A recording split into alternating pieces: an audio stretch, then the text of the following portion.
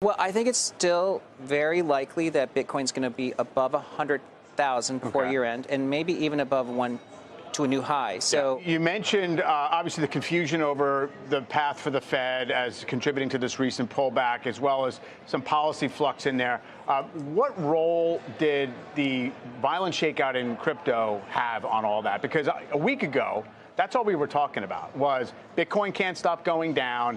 The NASDAQ wants to follow it, or people are concerned about how that's going to knock other things loose in other financial assets. So it's stabilized, but it's not exactly sort of participating to the upside in this bounce. Yes. So crypto had been a leading indicator for actually most of the last 5 years. But on October 10th, crypto had what I would call Armageddon, a flash event. But it led to a liquidation that was never seen in the 15 years history of Bitcoin. About a third of the market makers went out of business that day. Almost 2 million accounts went to zero. Yeah. And it was because of a pricing error, what I would call a glitch. And it led to what they call auto deleveraging. You've definitely made that case that it definitely seems as if there was something in the kind of market maker functioning that got fouled. Yeah.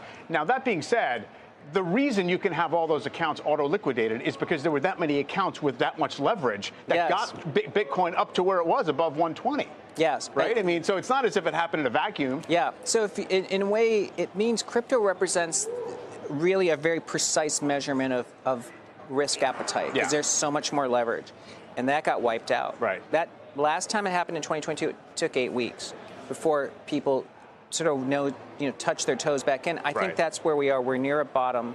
But now I don't think crypto leads. Crypto is lagging because it's really the AI that's going to be leading. Okay, so basically that is kind of sidelined the idea of what, Bitcoin 150,000 you were thinking before? Well, I think it's still very likely that Bitcoin's going to be above 100,000 before year end, and maybe even above one to a new high. So Bitcoin makes its moves in 10 days and every year.